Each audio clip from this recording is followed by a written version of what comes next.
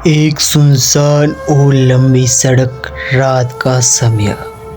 आसमान में काले बादल छाए हुए और बारिश तेज हो रही है। दूर बिजली कड़कती है, चिड़ियों के आवाज भी गायब है। सड़क के दोनों तरफ घने पेड़ है जिनमें कुछ भी बाहर से देख पाना मुश्किल है। बारिश की बूंदें जमीन पर गिर रही है, साथ ही हवा की हल्की शिशकारियाँ सुनाई दे रही है।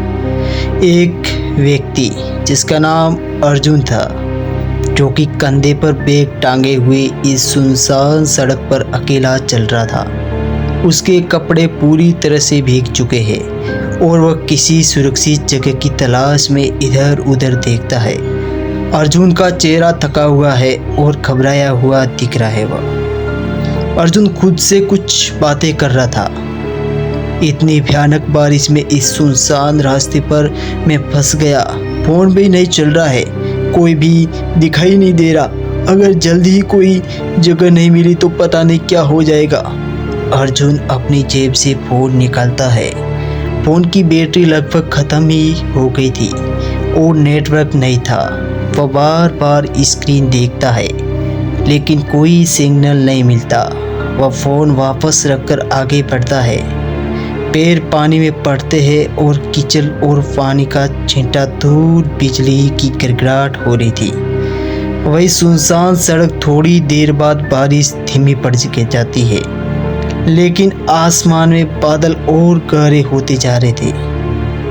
अर्जुन सड़क पर अकेला चलता जा रहा था। उसका चेहरा इतना चिंताग्रस्त और डरा हुआ था कि पूछो ही मत। उसकी नज़रें चारों तरफ दौड़ा रही थी, जैसे उसे कुछ महसूस हो रहा हो। झाड़ियों में कुछ सरसराहट सी आवाज आ रही थी और अर्जुन तुरंत रुक जाता है। उसका दिल तेजी से धड़कने लगता है। वह ध्यान से सुनने की कोशिश करता है।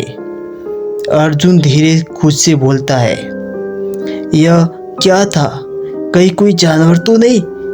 नहीं, जानवर की आवाज नहीं थी, पर फिर भी कुछ था। वह थोड़ा रुककर चारों तरफ देखता है और फिर धीरे धीरे आगे बढ़ता है। उसकी चाल अब और सतर्क हो गई थी। वह हर छोटे छोटे शोर को ध्यान से सुन रहा था। अचानक अर्जुन के पीछे से एक ठंडी हवा का झोंका आता है। वह ठिठकर रुकता है और धीरे से पीछे मुड़ता है। पीछे घना अंधेरा, कुछ भी दिखाई नहीं दे रहा था। अर्जुन फिर भी पीछे देखता रहता है, जैसे कोई उसे घूर रहा हो। अर्जुन धीरे धीरे अपने मन में बोलता है, यहाँ तो कोई नहीं है।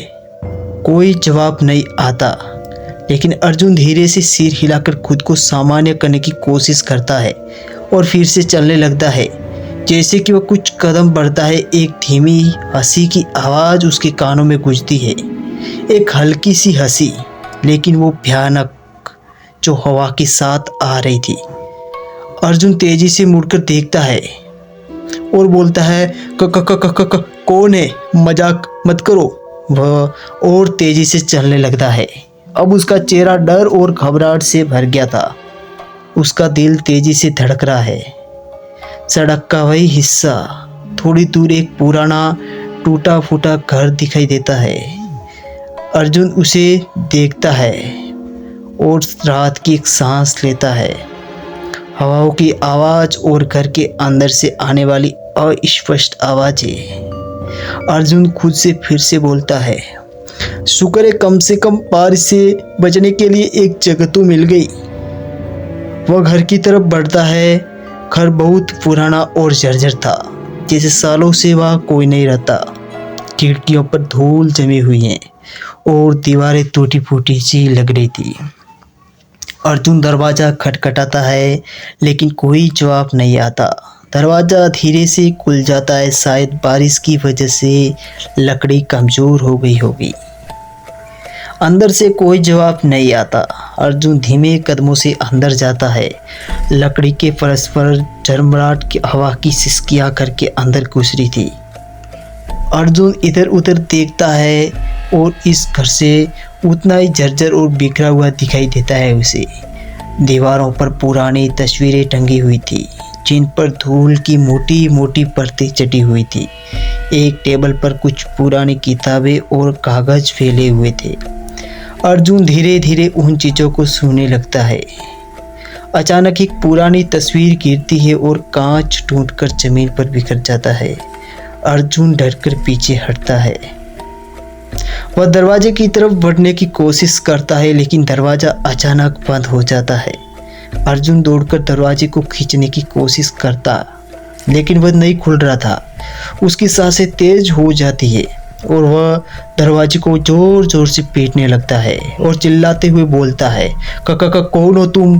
दरवाज़ा खोलो, मुझे बाहर जाना है, मुझे यहाँ पे घबराहट हो रही है। अचानक घर के अंदर एक परछाई चली आ रही थी।